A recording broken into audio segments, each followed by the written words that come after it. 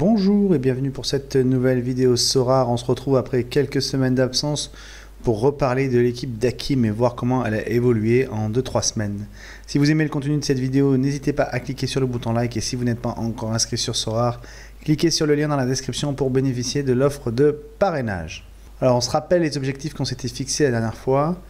Préparer la transition en vue de la fin des championnats européens. Donc ça c'était l'objectif majeur avec dans l'esprit de faire fructifier la valeur de l'effectif.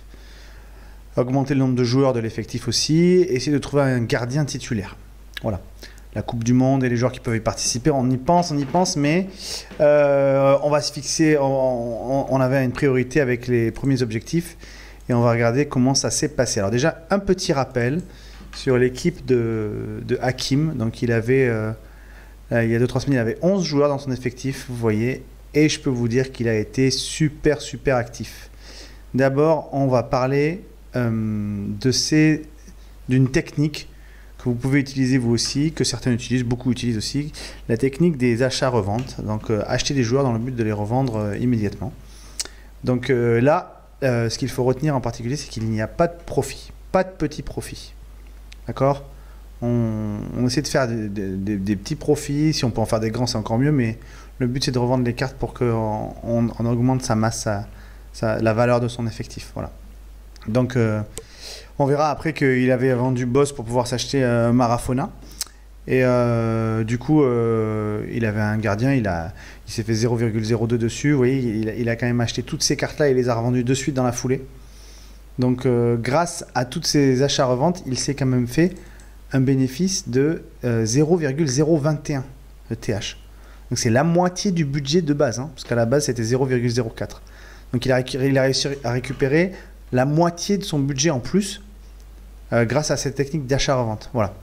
Alors évidemment, il ne faut pas hésiter à être un peu agressif dans le sens à proposer des offres qui vous arrangent beaucoup, insister beaucoup, en proposer beaucoup.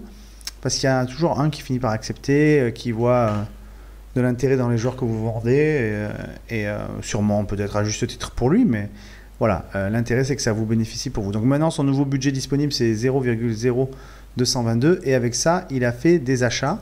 Donc on va les mettre ici là, vous voyez, il a acheté 14 cartes grâce à ça.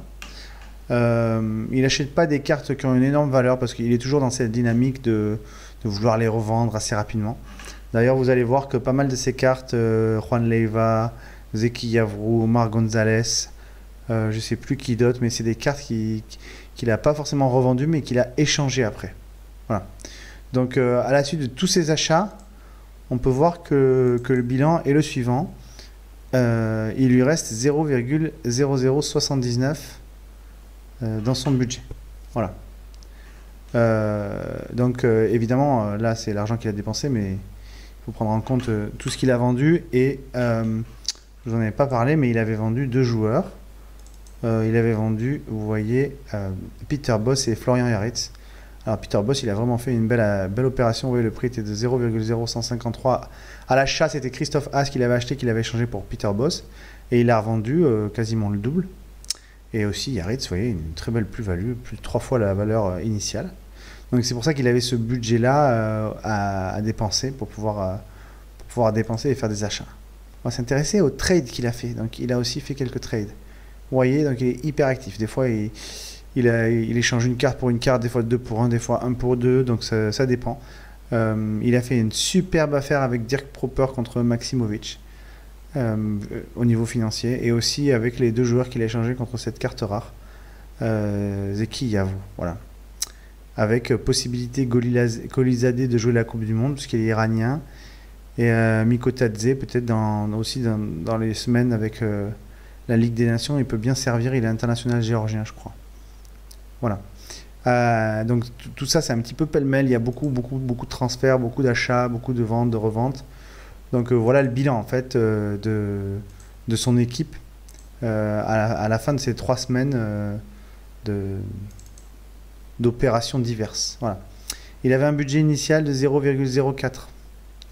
Avec ce budget, maintenant, il a toutes ces cartes. Regardez, il en a 24. 24 cartes. Il n'est toujours pas dans la dynamique de vouloir les jouer sur les Game Week. il veut encore échanger, trader pour pouvoir augmenter la valeur de son effectif. Il lui reste 0,079 de budget et la valeur de ses joueurs à l'heure actuelle, elle est de 0,0685.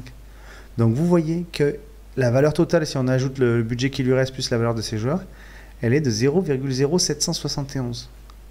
Alors qu'il était parti à 0,04. Il a presque 2 fois la valeur de son budget initial. Donc on dirait pas comme ça tous ces petits trades, tous ces petits achats, toutes ces petites reventes. On gagne un petit peu par-ci, un petit peu par-là. Mais vous voyez, à la fin, voilà, il a une équipe qui est 2 fois plus, il a un effectif qui est 2 fois plus cher qu'au début. Voilà. Donc il va continuer dans cette dynamique-là pour l'instant. Je pense que le but là vraiment c'est de se préparer pour la reprise pour lui peut-être en juillet. S'il arrive d'ici là à participer à quelques Game Week, je suis sûr qu'il le fera, mais il n'a pas encore trouvé de gardien vraiment titulaire. Il mise beaucoup sur Sven Ulreich qui avait joué quelques matchs avec le Bayern et qui a prolongé d'1 an. À voir si il aura quelques matchs ou pas, mais bon, avec Neuer dans les buts, ça paraît compliqué. Donc voilà, j'espère que ce petit bilan vous a plu et que ça vous encourage à faire des trades, des achats et des reventes, etc.